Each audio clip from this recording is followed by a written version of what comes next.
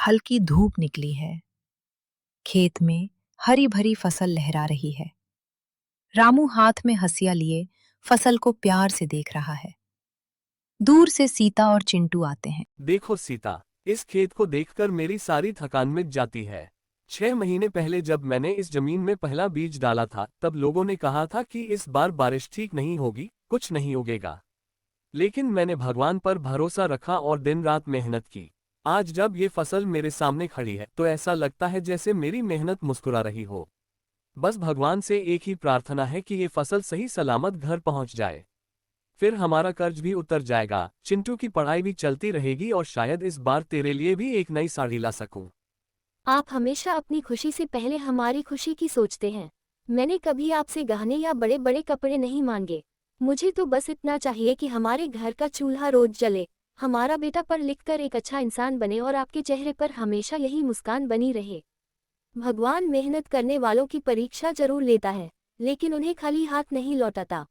बाबा, school में master जी ने कहा है कि अगले महीने नई किताबें खरीदनी होंगी। मैं जानता हूँ कि घर की हालत ठीक नहीं है, इसलिए मैंने आपसे कई दिनों तक कुछ नहीं कहा, लेकिन मैं पढ़ना चाहता हूँ बाबा। मैं बड़ा होकर ऐसा इंसान बनना चाहता हूँ कि आपको खेत में इतनी मेहनत न करनी पड़े। अरे मेरे शेर, तू बस मन लगाकर पढ़। तेरी किताबें भी आएंगी, स्कूल की फीस भी जाएगी और एक दिन तू इतना बड़ा आदमी बनेगा कि पूरा गांव तुझ पर गर्व करेगा। शाम का समय है। सीता रामू से कहती है। आज तुम्हारे चेहरे पर बहुत दिनों बाद सुकून दिखाई दिया। लगता है इस बार भगवान सच में हमारी सुनने वाला है। सुकून इसलिए है क्योंकि पहली बार लग रहा है कि शायद हमारी किस्मत बदल सकती है। कितने साल हो गए, कभी सूखा पड़ गया, कभी बाढ़ आ गई, कभी फसल का दाम नहीं मिला। लेकिन इस बार सब ठीक लग रहा है। मैं सोच रहा हूँ कर्ज उतर जाए तो खेत की मेड़ भी ठीक करवा दूं। भगवान करे ऐसा ही हो, बस बुरी नजर किसी की न लगे। खेत की तरफ से जानवरों की आवाजें आती हैं।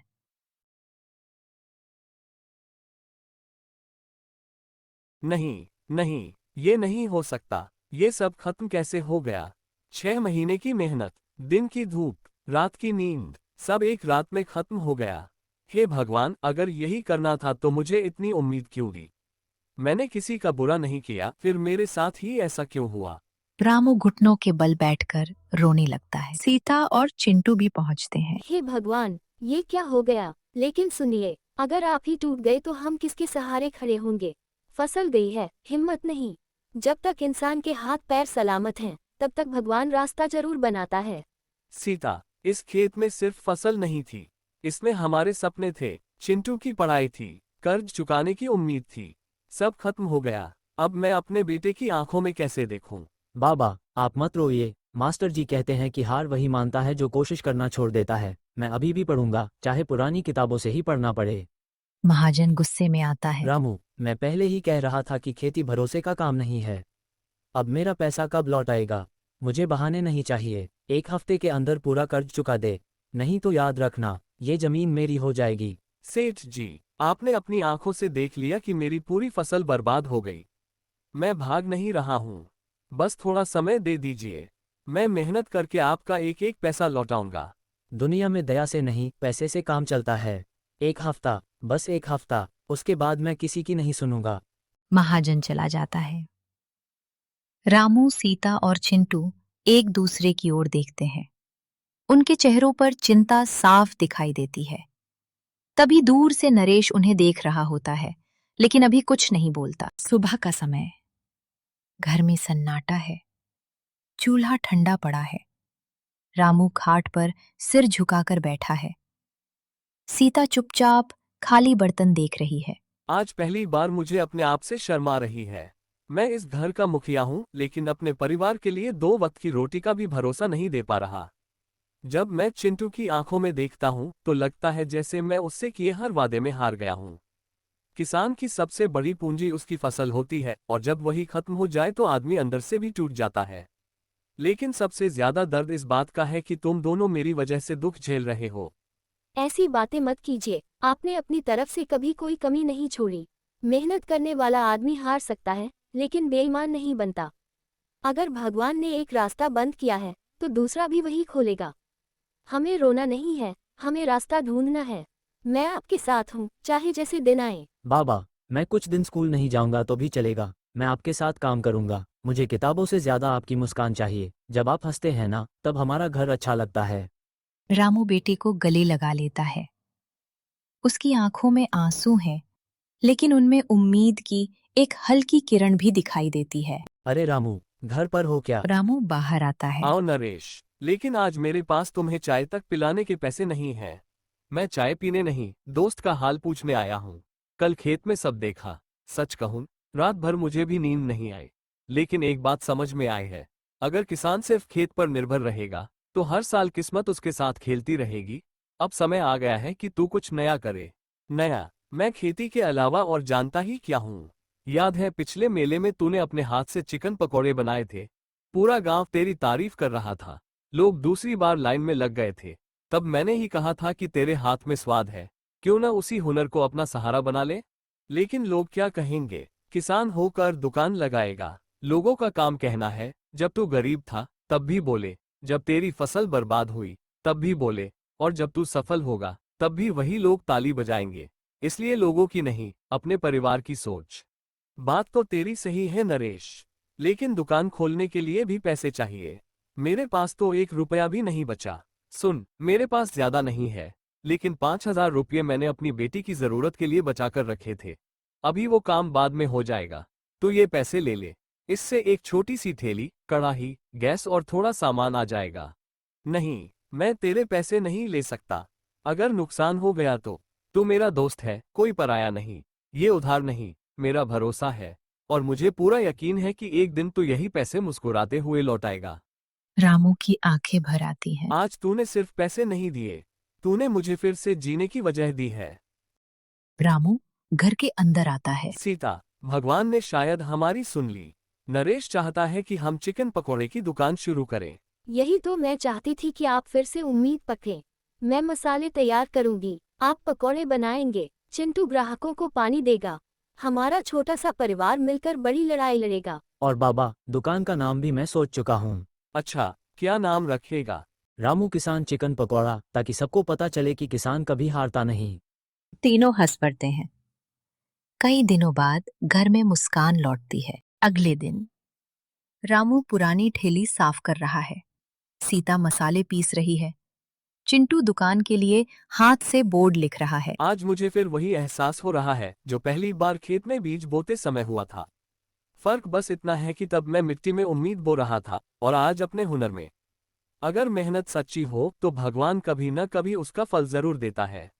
याद रखिए, ये दुकान सिर्फ रोजी कमाने की जगह नहीं होगी, ये हमारी हिम्मत की पहचान होगी। कैमरा धीरे धीरे नए बोर्ड पर जूम करता है। रामू किसान चिकन पकौड़ा। बैकग्राउंड में प्रेरणादायक संगीत बजता है। सुबह सड़क किनारे नई ठेली लगी है। बोर्ड पर लिखा है, रामू किसान चिकन पकौड़ा। रामू कड़ाही में तेल गरम कर रहा है। सीता मसाले तैयार कर रही है। चिंटू पास में पानी के गिलास सजा रहा है। लेकिन काफी देर तक कोई ग्राहक नहीं आता। सुबह से दोपहर होने को आ गई, लेकिन एक भी ग्राहक नहीं आया। शायद मैंने बहुत बड़ा सपना देख लिया। लगता है किस्मत फिर से मेरा इम्तिहान ले रही है। लेकिन नहीं, इस बार मैं बिना लड़े हार नहीं मानूंगा। चाहे रात तक एक भी प्लेट ना बिके, फिर भी कल मैं यही ठेला लगाऊंगा। क्योंकि अगर किसान एक बार फसल खराब होने पर खेती छोड़ दे तो दुनिया भूखी रह जाएगी। हिम्मत रखिए, दुकान का पहला दिन हमेशा मुश्किल होता है। लोग पहले देखते हैं, फिर भरोसा करते हैं। हमारा काम है ईमानदारी से अच्छा खाना बनाना, बाकी सब ऊपर वाला देखेगा। तभी एक आदमी ठेले के पास रुकता है। भाई, एक प्लेट चिकन पकोड़ा देना। रामू घबराते हुए पकौड़े देता है। ग्राहक खाता है, फिर मुस्कुराता है। वाह, इतने स्वादिष्ट पकोड़े मैंने बहुत दिनों बाद खाए हैं। मसाले का स्वाद बिल्कुल अलग है। अब से जब भी इस रास्ते से गुजरूंगा, यहीं खाऊंगा। वो पैसे देता है और जाते जाते अपने 2 दोस्तों को भी बुला लेता है। थोड़ी देर में ठेले पर भीड़ लगने लगती है। बाबा, देखिए, लोग लाइन में खड़े हैं। ये सब भगवान की कृपा और तुम दोनों के साथ का नतीजा है। महाजन ठेले के सामने आता है।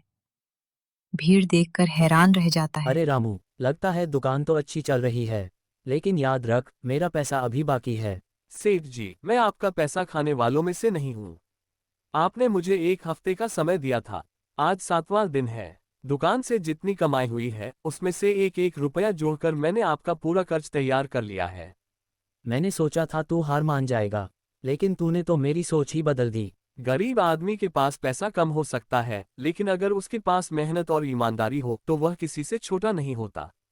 नरेश दुकान पर आता है। भीड़ देखकर खुश हो जाता है। रामू, आज तुझे देखकर सीना चौड़ा हो गया। मैंने तुझे सिर्फ एक सलाह दी थी, लेकिन उसे सच तूने अपनी मेहनत से बनाया। याद रख, दोस्त रास्ता दिखा सकता है, लेकिन मंजिल तक इंसान अपने पैरों से ही पहुंचता है। आज पूरे गांव को तुझसे सीख लेनी चाहिए कि मुसीबत से भागने वाला कभी जीतता नहीं और उसका सामना करने वाला कभी हारता नहीं। अगर उस दिन तू मेरा हाथ न पकड़ता तो शायद मैं टूट जाता। तूने मुझे पैसे नहीं दिए थे, तूने मेरा आत्मविश्वास लौटाया था। पहले दिन की अच्छी कमाई गिनी जा रही है। देखिए, इतने पैसे तो हमें कई महीनों की खेती के बाद भी एक साथ नहीं मिले थे। लेकिन सबसे बड़ी कमाई ये नहीं है। सबसे बड़ी कमाई है आपके चेहरे की मुस्कान, जो कई महीनों बाद वापस आई है। बाबा, अब मैं स्कूल जाऊंगा ना? हाँ बेटा, अब तू खूब पढ़ेगा। मैं चाहता हूँ कि तू इतना बड़ा इंसान बने कि हर किसान की मदद कर सके।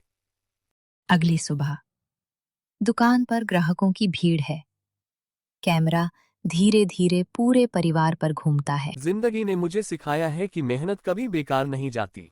खेत की फसल खत्म हो सकती है, लेकिन इंसान के हौसले की फसल कभी खत्म नहीं होती।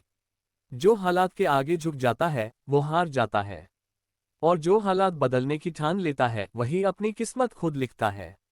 परिवार का साथ सबसे बड़ी ताकत है। जब घर वाले एक दूसरे का हाथ नहीं छोड़ते, तब दुनिया की कोई मुश्किल उन्हें हरा नहीं सकती। याद रखो, भगवान इंसान की परीक्षा लेता है, लेकिन मेहनत का इनाम देना कभी नहीं भूलता। मेरे बाबा किसान भी हैं और मेरे सबसे बड़े हीरो भी। सभी मुस्कुराते हैं। कैमरा दुकान के बोर्ड पर रुकता है। रामू किसान चिकन पकौड़ा। स्क्रीन पर अंतिम संदेश उभरता है। मेहनत करने वाला इंसान कभी गरीब नहीं रहता, क्योंकि उसका हौसला ही उसकी सबसे बड़ी दौलत होता है।